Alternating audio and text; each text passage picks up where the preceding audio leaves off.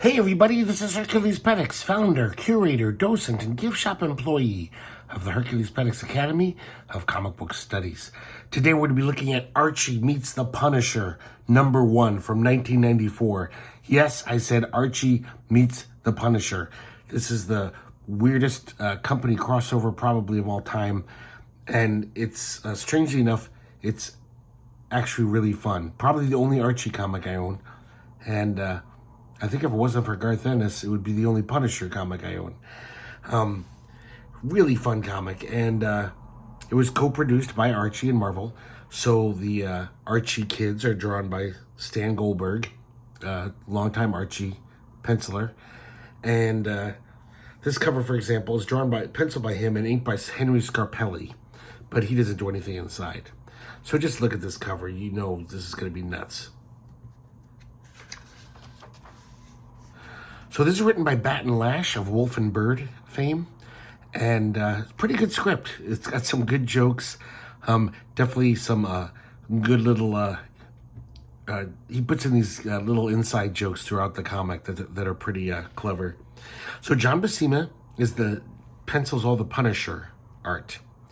Stan Goldberg, as I said, does all the Archie stuff, and then Tom Palmer inks the whole thing. I love this logo, mixing the Punisher and Archie. So we have an introduction from Victor Gorlick from Archie, and from Tom DeFalco from Marvel. We have a great little Rick Parker drawing of Tom DeFalco. He did those great little comic strips in the Marvel bulletin pages. For years, Rick Parker would do those great little strips. Kind of, almost every one seemed to skewer Tom DeFalco and kind of make fun of him. Little kind of Marvel handbook of the Marvel Universe type little things about Archie and Punisher. So we start off, we see this guy, he's in hot pursuit. He's trying to escape someone. And by the title of this comic, I'm sure you know who it is.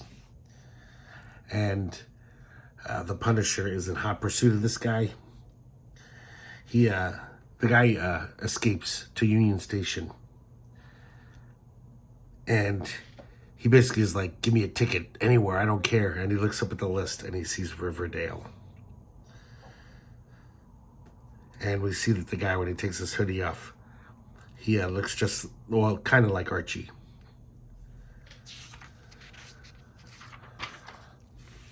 So now we're in Riverdale. We see Archie about to call on Veronica Lodge, one of the loves of his life. He's going to take her to the 50s dance. There's like a retro 50s sock hop. And that's why he's dressed in this classic Archie garb. This little cousin of Veronica, he soaks him with his super soaker. Archie pulls out a hose and he starts spraying him. And then when Veronica comes out, he sprays her. She's furious. She says, screw you. I'm not going out with you tonight. And I never want to see you again. So Archie's walking home all sullen. And of course, Archie's like, I'll see if Betty wants to go. This whole Betty, Veronica, Archie triangle still is so sad to me and disturbing. It's like Carson McCullers shit. Even though it's played for laughs, it's just so pathetic, the way Betty just plays second fiddle all the time. So we see these two guys, Binky and Buzzy, in this car, and they're tailing Archie. Now we cut back to the Punisher, and he's at a comedy club called Pep, a little reference to the first MLJ comic. Hey kids, comics. Kind of funny. And this is a great title, Shtick to Your Guns. So apparently the guy that he's chasing, he goes by many aliases. The guy who looks like Archie, his name's Mel J. Sometimes he's known as Red Fever. Kind of a weird name. And he knows that this owner of this comedy club knows his whereabouts. So he kind of threatens it out of him. And he finds out that he's headed to Riverdale. And he's along for the ride is Microchip, Punisher's assistant, at least since the 90s. Back in Riverdale, we're at the Lodge Mansion, and Mr. Lodge introduces Veronica to Mel J. He's in town, you know. I think he's pretending to be on the board of some pharmaceutical company. So, of course, Mr. Lodge likes him because he's a rich guy. Even though with that face, you know he's up to no good. And Veronica's kind of seems to be flirting with him a little. And in fact, she even asks him to take her to the 50s sock hop dance. Of course, Mr. Lodge agrees to let a grown man take his teenage daughter to a dance because he's rich and he trusts people who are rich. Because rich people are good. They're good-natured people.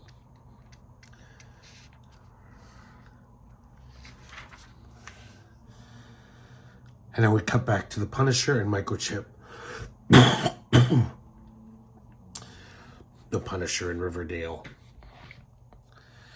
And Punisher notices how it seems like he takes an instant liking to Riverdale. He's like, this is the kind of place where if my family lived, it would have been wonderful to raise them here. He even sees like a ghostly apparition of them in the park. So it's kind of, this comic kind of has some heart. And we'll see a little more of that later. Meanwhile, in Pop's soda shop, Archie and Jughead are hanging out. And there's these two goons there. It's kind of really interesting the way this comic has the John Buscema drawn realistic characters and the Archie characters, and they're by Stan Goldberg, and they're totally interplay with each other, and it kind of works. I don't know, it doesn't seem that jarring. So these two goons basically tell Archie, they're like, you're coming for a ride with us. They say that they're federal agents. They also take Jughead along too. Meanwhile, at the sock hop, Betty shows up with Reggie, I guess because Archie, she couldn't get Archie to take her out. And Veronica shows up with, what's-his-face, Mel J. Got those fucking buck teeth. He looks like a beaver.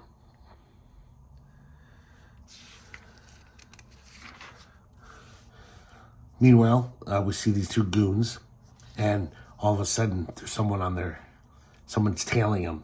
And of course, it's the Punisher. So the Punisher starts firing at them. And there's kind of this elaborate thing, so I guess it's not too violent. The Punisher, for one case only, is working with the feds.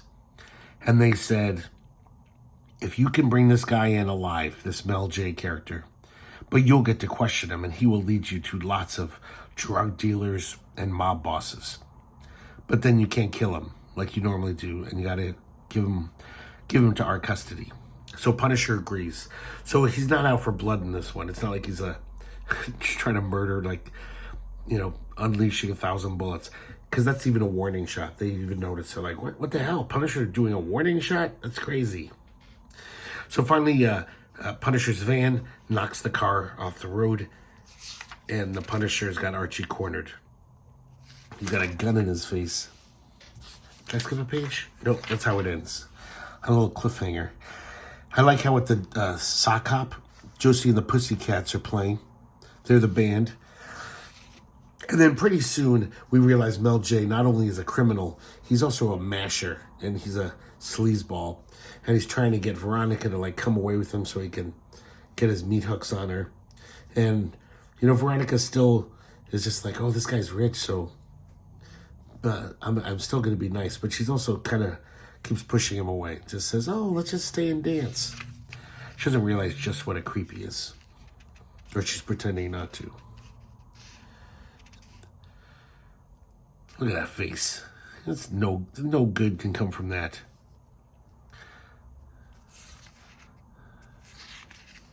And Betty's starting to worry about Archie. She calls up Archie's mom. She says that Archie went to the dance. So now they're both worried. They're like, what the hell is going on with Archie? Now we cut back like this. This little Archie's eyes, Punisher's eyes. And both of them are thinking, what have I done to deserve this? Pretty quickly, the Punisher realizes this is not Mel J. This guy is just a lookalike.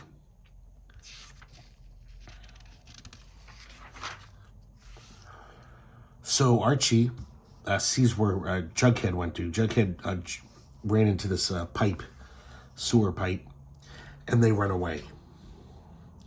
Punisher and Microchip just say, well, forget about him. Let's get those two goons. And they start chasing him. So Archie goes to the cops, and the cops are basically just like, leave me alone, Archie. Go home. And they're like, what are you talking about?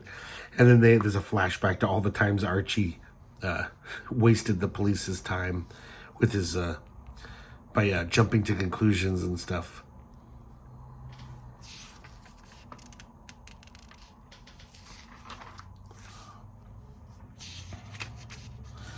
So we have this scene of all these more goons. They're all in this car smoking, and the whole time they're coughing as their dialogue as they're talking to each other, because the car is full of smoke. And the Punisher is observing them and listening in on them. Some police officers come up to the Punisher van, the battle van or whatever it's called, and they're like, please step out of the car. You know, it's a strange vehicle blocking someone's driveway. And the Punisher takes them out. I can't remember this lady's name from the old Archies, but she's like the mean old lady. She's the one who called the cops on him. So I guess the police officer, he just drove Archie and Jughead to the dance. They thought he was going to drive them, you know, and get to the bottom of this. But they're just like, here, you guys have fun. Stop bothering us.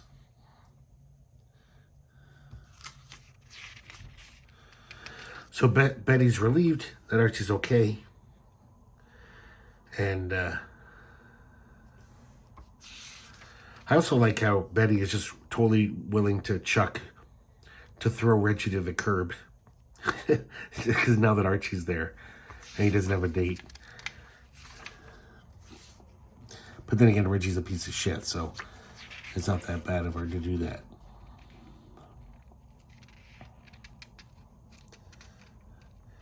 And then they realize they've got to run inside to warn Veronica about this guy.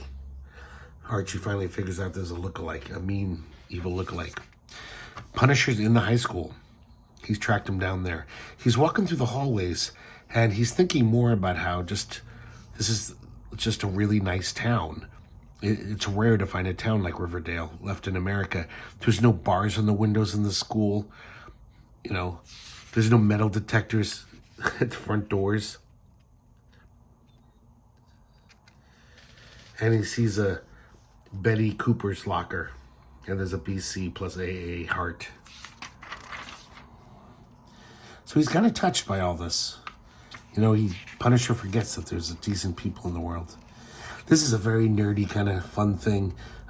These are all the teen comic heroines over the years. Patsy and Hetty.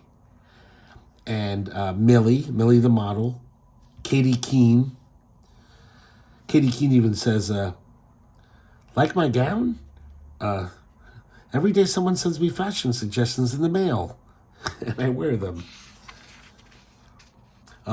Mel J continues to be even more grabby with Veronica and more inappropriate. And Veronica's finally realizing that he's not a good guy. So he grabs her by the arm.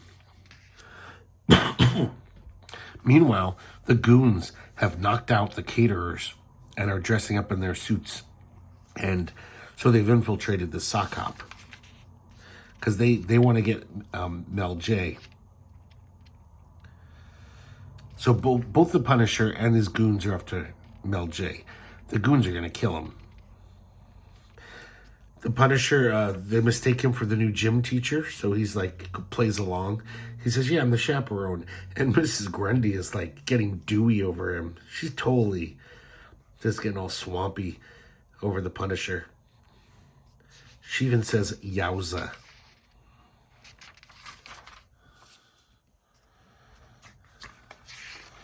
So now finally Mel J plays his hand. He actually grabs a gun and grabs Veronica.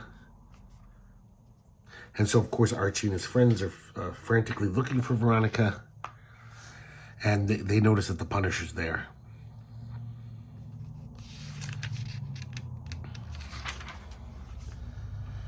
Punisher realizes that these caterers are goons, and he starts taking them out.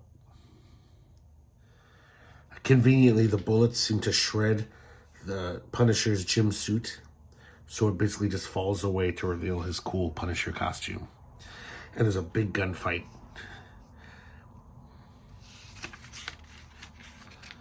Microchip captures Mel J. He's got a gun on him. But then Moose, big dumb Moose, doesn't realize. He just thinks, he doesn't know what Microchip is. So he slugs him and knocks him out. And Mel J is just all like, thanks, Moose. Thanks, you big dummy.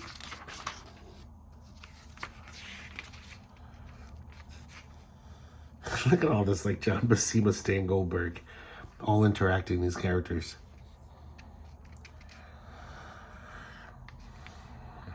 So lots of hijinks ensue. And the Punisher throws a cake at this goon's face who's got Archie. He's got a knife to his throat. He says, when in Riverdale.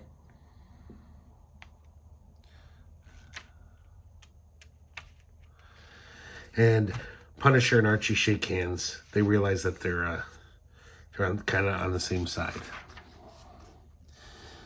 So all the citizens of town are at the police station, and they're basically saying, you got to do something about the Punisher. He's a psychopath. Of course, Mrs. Grundy defends him. So the lieutenant says, the chief of police and the mayor are all working with the authorities on this.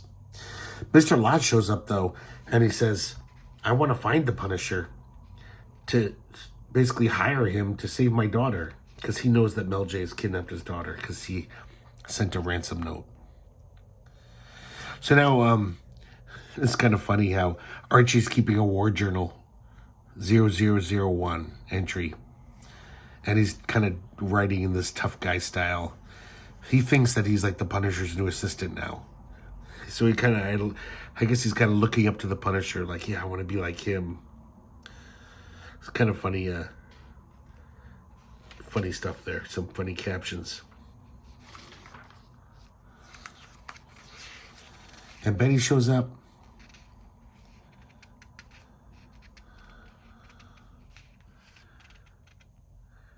And then they basically, through some clues, they figure out that Mel J has taken Veronica to this warehouse where they store the hot air balloons for the parade. And Veronica has like basically wrested free of him and is hiding in the warehouse. And he's looking for her. Because the reason why they, Punisher and Archie know they're probably there is because on the ransom tape, the phone call, Veronica said something odd. She was like, something about, she said, oh, he's serious. He's not full of hot air. So they were like, why would Veronica see that? So that's how they know they're at this warehouse. Mel J puts the lights on, and we see the Shield, old MLJ character, Sonic the Hedgehog, which Archie published. I don't know who that's supposed to be. And obviously, Spider-Man. So Mel J's still trying to capture Veronica, and right when he does, the Punisher shows up.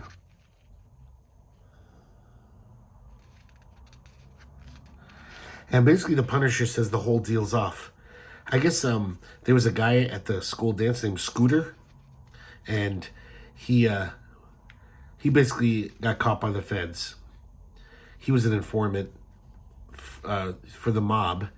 The feds got a hold on him, and he's ready to spill the beans. So basically they don't need Mel J alive anymore to be an informant. So Punisher's basically like, I'm going to kill you. I don't have to keep you alive anymore. So another gunfight ensues. Veronica kicks Mel J, and gets out of his grip. And then Archie knocks over Mel J. His wig falls off. He's this bald guy. And it seems like everything's forgiven. Veronica's like, oh, Archie Kins, are you all right? And then Mel J., his foot gets caught in this rope that is attached to the shield balloon, and he flies up into the sky.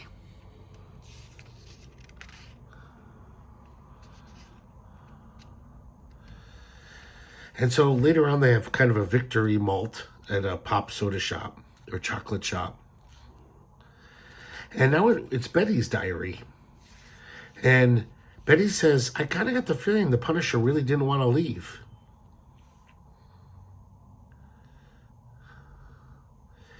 And even though, some of the parents are saying that the Punisher is a psychopath, if he was really a bad guy, how could he put up with Archie all night? Because Archie's just totally thinking that he's the Punisher's sidekick now.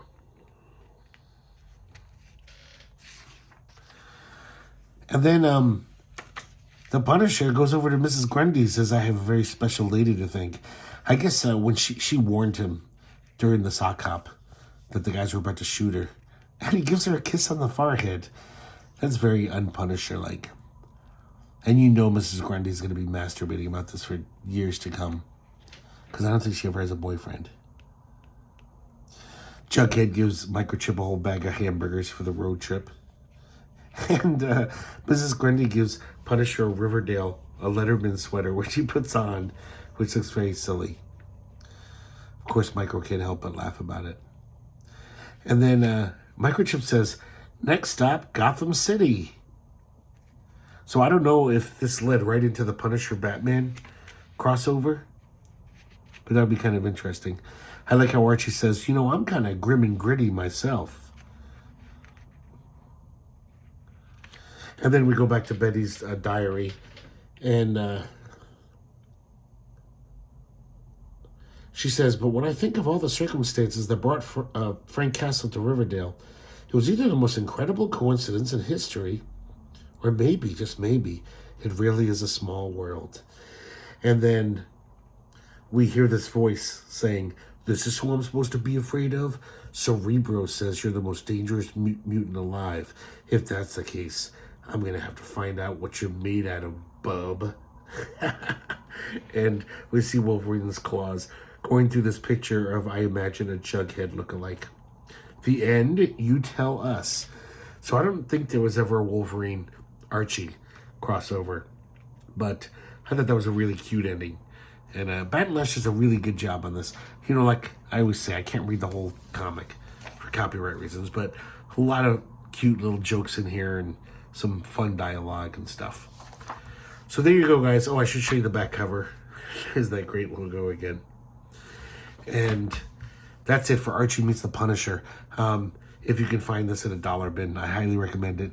Apparently there's another one that Marvel Comics, I think, is on top and Archie's on the bottom. So that was more of like the Punisher's side of the story. But I think it's a totally different story. I think it's different creators. I saw like a video on the internet about it. I can't remember though the details. So there's another one of these. There was a double crossover. And I would like to find that too. But I've had this ever since it came out. I think I bought this off the stands when I wasn't really buying comics off the stands much anymore. But I had to buy it. Because this is before Archie got all weird and started meeting, before Archie hung out with the Ramones and Archie versus Predator. So this is a very unique thing in 1994. But I hope you guys liked looking at it. Kind of just a bunch of silly fun. But I love it. And I hope to see you next time here at the herculespetix Academy of Comic Book Studies.